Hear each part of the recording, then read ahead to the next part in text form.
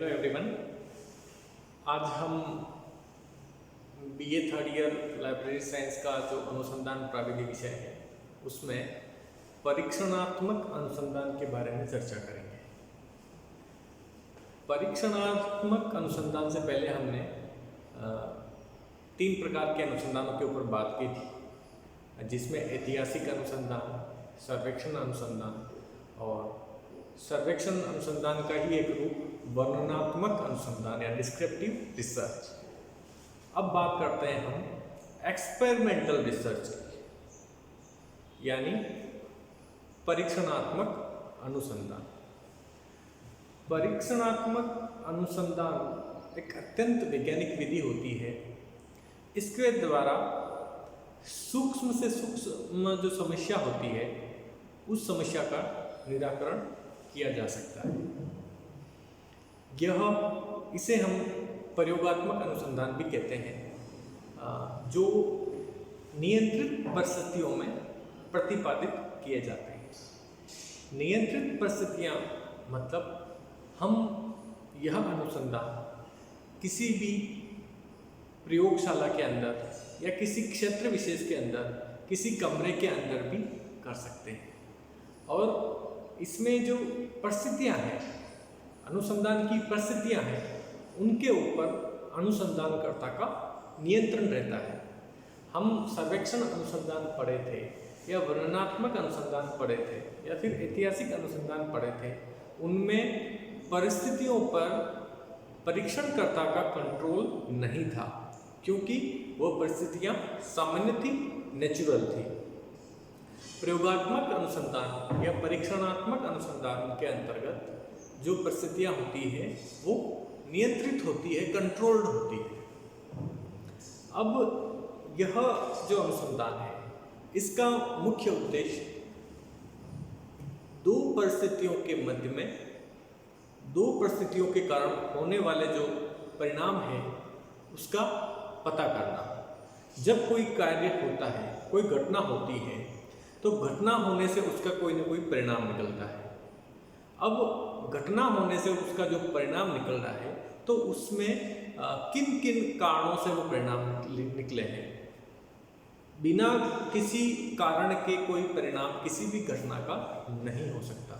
तो अब जैसे हम एक सामान्य सी बात करें, हम एक क्लासरूम की बात करते हैं एग्जाम्पल के रूप में। एक प्रकार के बच्चों को या फिर एक कक्षा में हम बात करते हैं 10th क्लास की बात करते हैं। 10th A क्लास में सामान्य ब्लैक बोर्ड का उपयोग किया जा रहा है, ठीक है। और 10th B क्लास में प्रोजेक्टर के रूप में शिक्षण के लिए उपयोग किया जा रहा है। 10th A में सामान्य ब्लैक बोर्ड, जिसको हम चौक से पढ़ाते हैं, वो स्थिति उत्पन्न की जा रही है। और 10th B में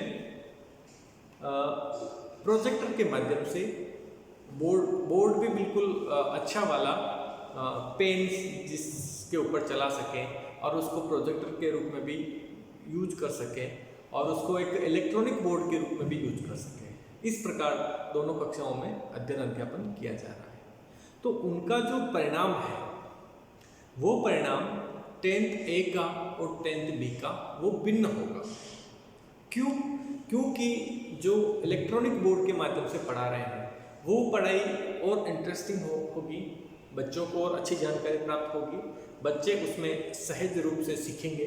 जबकि सामान्य ब्लैक बोर्ड के द्वारा सामान्य प्रकार की ही अध्ययन अध्यापन हो पाएगा और उसमें परिवर्तन नहीं होगा।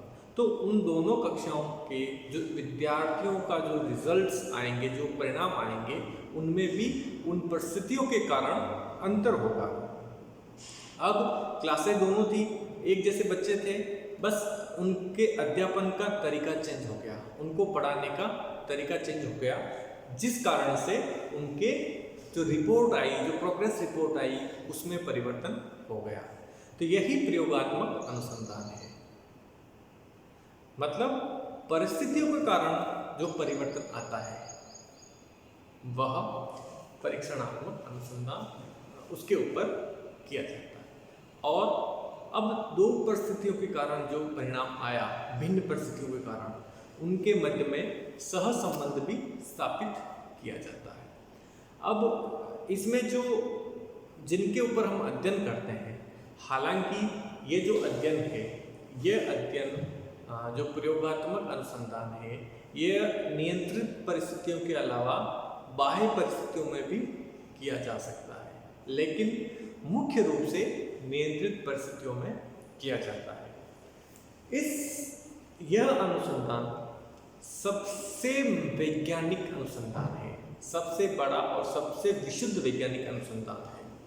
इसके द्वारा जो रिजल्ट आते हैं वो अत्यंत ही शुद्ध होते हैं, परिमाणिक होते हैं, और यह जो अनुसंधान है वो सबसे ज़्यादा विश्वसनीयता प्राप्त अनुसंधान होता है। अब इसमें जो इसके क्षेत्र है, क्षेत्र में मुख्यतः यह विज्ञानों में इस अनुसंधान का प्रयोग किया जाता है मुख्य रूप से। वैसे सामाजिक विज्ञानों में भी किया जाता है, मानविकी विषयों में भी किया जाता है, लेकिन वैज्ञानिक जो विज्ञान के विषय हैं, बेसिक साइंस और एप्लाइड साइंस, उनमें भी इसका प्रयोग किया जाता है, उनमें ही अधिकतम इसका प्रयोग किया जाता है। अब यह अनुसंधान जो होता है किसी प्रयोगशाला में होता है, लेबोरेटरी में होता है, या किसी कक्ष में होता है, या किसी संस्थान या नियंत्रित कंडीशंस में होता है, चार दीवारी के अंदर होता है, तो उसमें भी दो जो परिस्थितियां हम उत्पन्न करते हैं, दो परिस्थितियों को उत्पन्न करने के बाद में हम उनका अवलोकन करते हैं और उनका मापन करते हैं, जिसके द्वारा हमारे रिजल्ट्स प्राप्त होते हैं। अब इस अनुसंधान के पुस्तकालय विज्ञान में क्या क्या क्षेत्र हैं, पुस्तकालय विज्ञान के क्षेत्र में इस अनुसंधान को किस किस क्षेत्र में किया जा सकता है, उसके ऊपर हम बात करते हैं। तो इसमें जो प्रमुख रूप से जो है वह है दो चरों के मध्य में जो आकस्मिक संबंध है, दो चरों के मध्य में जो आकस्मिक संबंध है उसकी पहचान करते हैं। जैसे हमने बात की थी दो कक्षाओं की, ब्लैक बोर्ड में परिवर्तन कर दिया हमने तो उनके परिणाम भिन्न आ गए।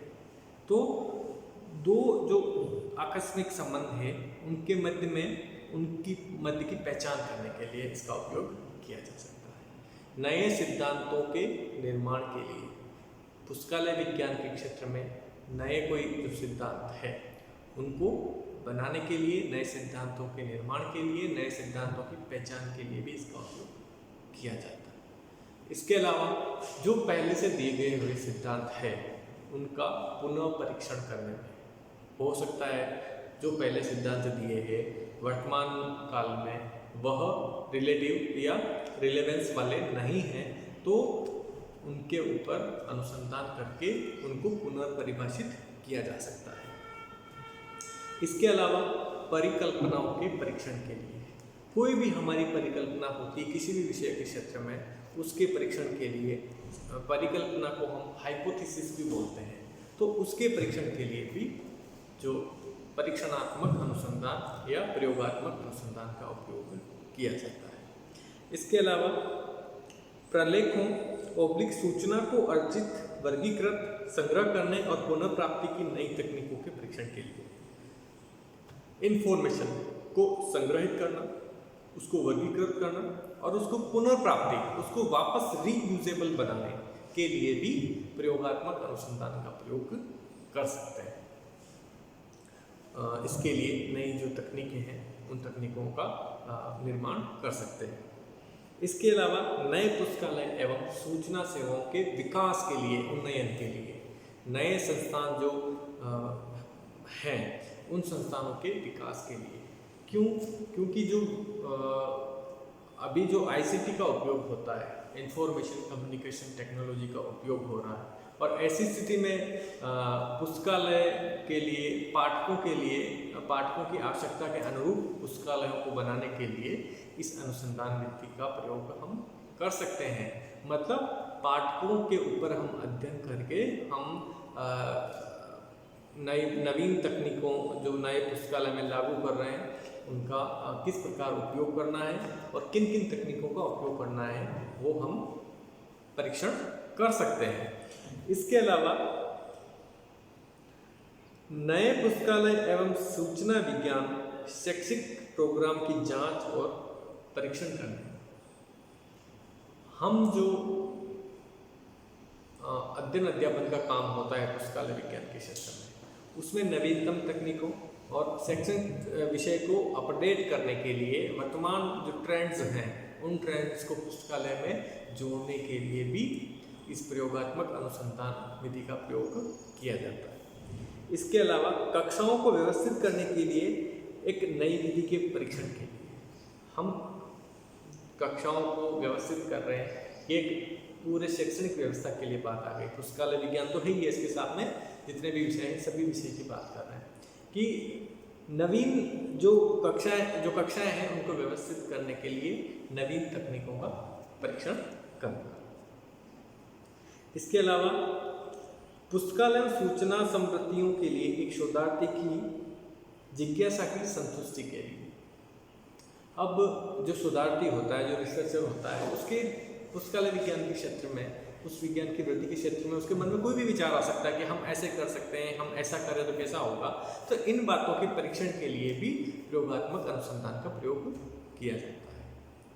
अब जो हम प्रयोगात्मक अनुसंधान की बात करते हैं तो इसमें तथ्य सबसे महत्वपूर्ण होते हैं जो कार्य, कारण और प्रभाव के संबंध को और सह संबंध को स्थापित करते हैं। इसमें हम जिसके ऊपर अनुसंधान करेंगे प्रयोगशाला के अंदर, तो वहाँ पर हमें दो प्रकार के तथ्य मिलेंगे जिनको हम इंग्लिश में वेरिएबल और हिंदी में चर बोलते हैं, और इनको हम तथ्य भी बोल सकते हैं, फैक्ट भी बोल सकते हैं।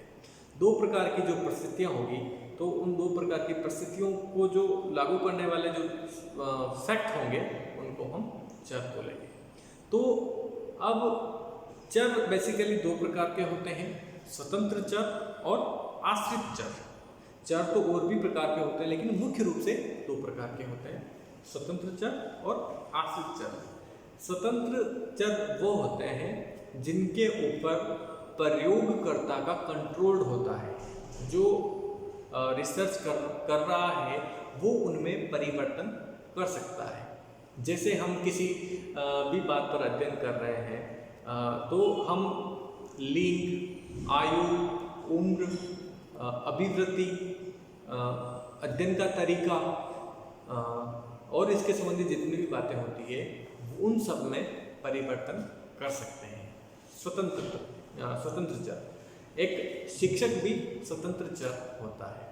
स्वतंत्र चर बेसिकली वो होते हैं जिनमें हम परिवर्तन कर सकते हैं और जिनके द्वारा हम परिणाम को प्राप्त करने की कोशिश करते हैं, जिनमें हम परिवर्तन करके। और दूसरे होते हैं वो होते हैं आश्रित चर। आश्रित चर जैसे किसी छात्रों की प्रोग्रेस रिपोर्ट है, रिजल्ट है उनका, वो एक आश्रित चर है। आपकी अंतिम सोच वो भी एक आश्रित चर है। अब जैसे हम मार्कशीट की बात करें तो जो रिजल्ट आता है, जैसे बच्चा अध्ययन करता है, बच्चे को पढ़ाया जाता है, उसके ऊपर विभिन्न परिस्थितियों का उपयोग किया जाता है और फिर उसका जो रिजल्ट आता है, तो जो रिजल्ट आता है, जो उसका प्रगति पत्र आता है, जो उसकी सर्टिफिकेट मिलता है, वो उसके ऊपर आश्रित होता है। अगर हम उसको अलग परिस्थिति में पढ़ाएंगे तो हो सकता है उसका रिजल्ट अलग आए। हम उसकी उम्र का किसी और बात पर अध्ययन कर रहे हैं, हम उसकी उम्र में परिवर्तन करके देखेंगे। जैसे टीवी देखने के ऊपर हम अध्ययन कर रहे हैं कि दो प्रकार के जो लोग होते हैं, उन टीवी देखने पर उनके मन पर या फिर उनकी मस्तिष्क पर उसका क्या प्रभाव पड़ता है, तो हम उनकी उम्र में परिवर्तन कर सकते हैं। जब प्रभाव पड़ जाता है, जो फाइनल जो अल्टीमेट जो रिजल्ट मिलता है वो आश्रित चर होता है या डिपेंडेंट वेरिएबल होता है। तो जो स्वतंत्र चर होता है उसमें हम परिवर्तन करते हैं और उस परिवर्तन के कारण हमें जो रिजल्ट मिलता है वो उसका आश्रित चर होता है।